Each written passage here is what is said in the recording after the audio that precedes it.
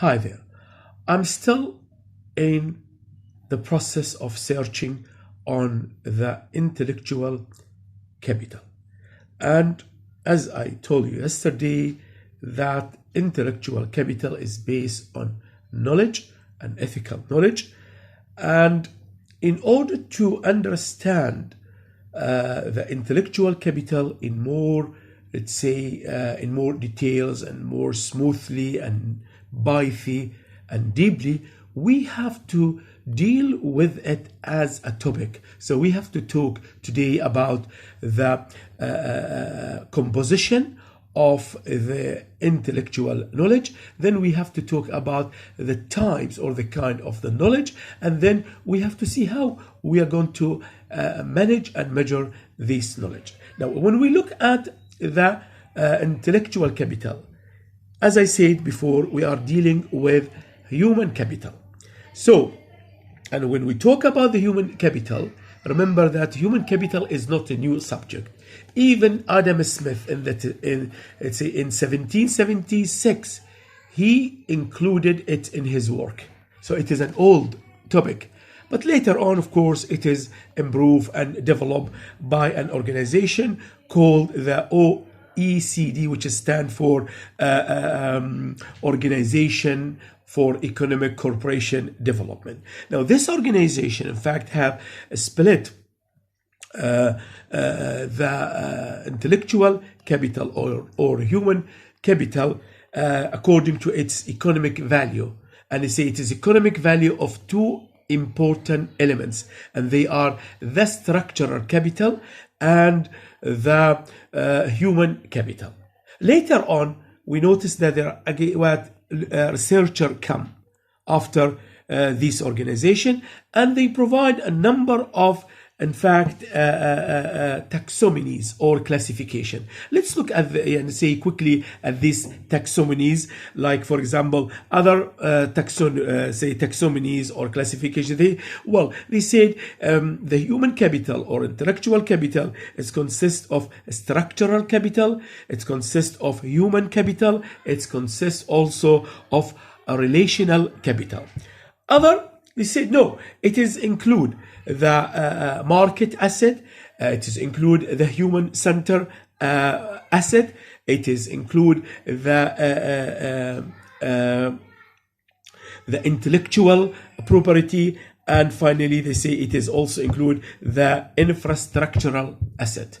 Keep them aside. And also others, they say no, it consists of employee competence. It's include also internal structures, and by internal structures they mean the patent, for example, the models and the computer system. And also they said also it is include the external structures, and by external structure they mean the relationship with the customers and the trademark and the brand. Now, other taxonomies, which in fact I'm interested on it and I like it because it is more related to my research, they said it is include the human capital. And the human capital here, it's include the employee knowledge, which mean the knowledge and the expertise of the employees. And then they say it's include the customer confidence, which mean the customer confidence in the company itself and its product. It's also include the company infrastructures, which mean the company or say efficiencies and business process. Also, they include the information technology or the sophistication of the information technologies. Others go beyond that. They talk about psychology, and they say it include psychological characters, traits and value, and including the knowledge also. Others, they concentrate on again the employee competence only, but they divide the employee competence as follow. And of course, they say it is include employee competence and human capital. Also, I'm within this. I also like this classification because, again, it is related to my work. They said, well, the employee competence and human capital is include know-how, and also it is include education. Also, it's include the vocational qualification, the work knowledge or the work related knowledge, the work related competence, the entrepreneur sprite. Also, it is include the innovation, and also it is include the changeability. Now, notice that the taxonomy is, in fact, in itself, it is exhausted. Okay, because it's include many things. See, so يعني different researcher, different organization provide, let's say, different classification. But focus with me that all of them, although there's a number of classification and taxonomies, but they are what include the human capital. Well, I underline the human capital and the employee competence in all of these classification. But don't worry. I mean, I know there is exhausted taxonomies, but these, in fact, categories give us more close to the ethic based human, and which is, in fact, the corporate advantage and value. So now the question here I want to know that if I talk about and deal with the intellectual capital, I have to deal with knowledge, because as I told you before, that the knowledge is a key categories of intellectual capital. So we have to know about the knowledge. Now, to understand the knowledge, let me give you this example. Assume that I want to buy let's say, a PlayStation for my kids. No, okay, look at this example. So I have to gather some knowledge, some information from where I'm going to buy it, from who I'm going to buy it, and then I have to know how to load this game, and I have to know the rules of this game. Beside, maybe I know somebody, his relative or friends or my neighbor, who has an experience in this type of games, so he will help me and how to play it, how to use it, how, for example, to extend it, to develop, to add new games. Okay, so all these are knowledge. I gather them. So therefore, we notice that our problem is that we are, in fact, let's say, facing the knowledge on daily basis, but we ignore their value. This is the main problem in our daily life. From hour to hours, we make knowledge, but we always not, aware of this knowledge. Now, therefore, because of this problem, because of this fact, the World Bank in 1999, they split the knowledge into two types. They say there are two types of knowledge. They say knowledge about technology, which is know-how, and knowledge about attribute, which means how we know that something is good quality. Okay, so they divide it into two. Now, later, other researchers, they come and they say, well, we can divide the knowledge into know what also, and know how, and know who, knowledge. Later, there is a white paper, a British white paper in the UK. They also work on this knowledge, and they divided into two. They said, we have codified knowledge and we have tacit knowledge. Codified knowledge, those knowledge which can be easily transformed into electronic. We can code it, we can store it, so we can use it later on, we can share it also. Whereas the tacit knowledge, it is in fact, it is it is what it is. As I said, it is difficult. It is difficult to, in fact, what it is difficult to transform it to electronic.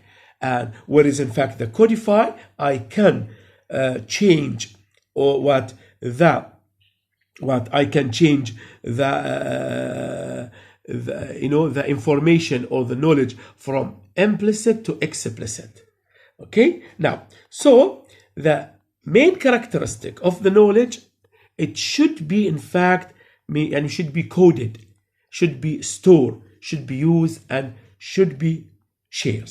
Now, the question I want to search in the part of the knowledge is that whether and how organization are attempting to, in fact, to recognize, to create, to organize, and to sustain any categories of intellectual, capital that could be, in fact, construed with ethical knowledge,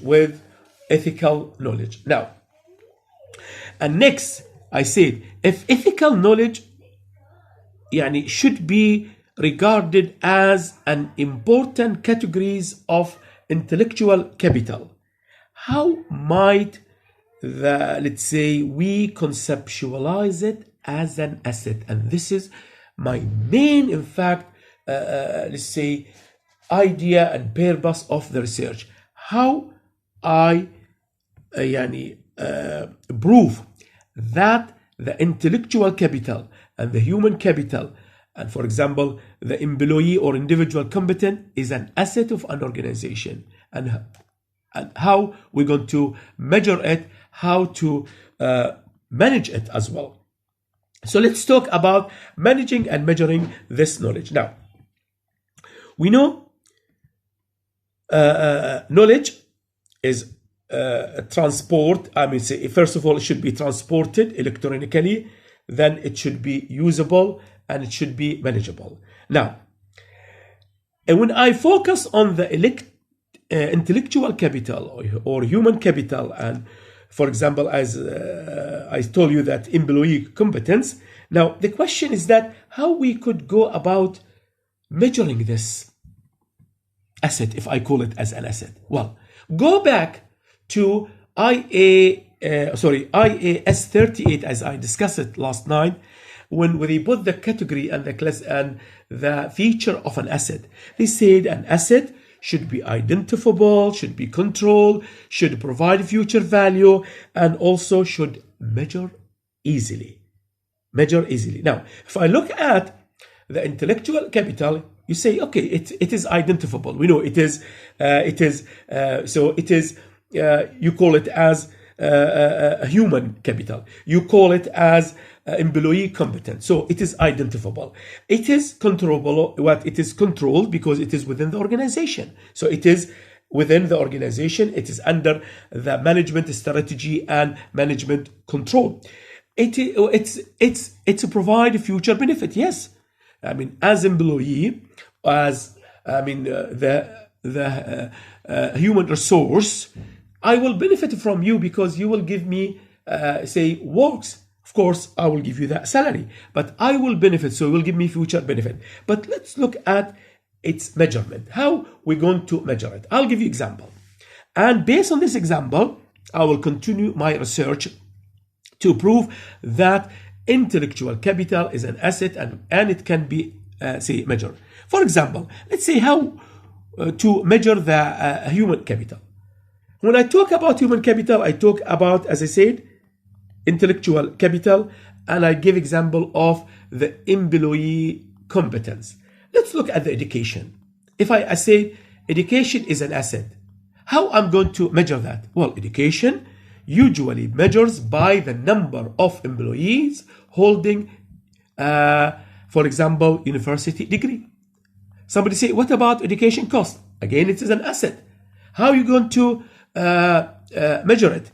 By annual training cost or by the number of training days per employee. Somebody say motivation. Yes, it is an asset. How are you going to measure it? Well, by a review of questionnaires on job satisfaction. So that is to give you and to give myself That's, you say, hence that it is possible to think and say about the measurement of this new asset, of this intellectual asset. So my research questions will be how it might be possible to develop others measurement.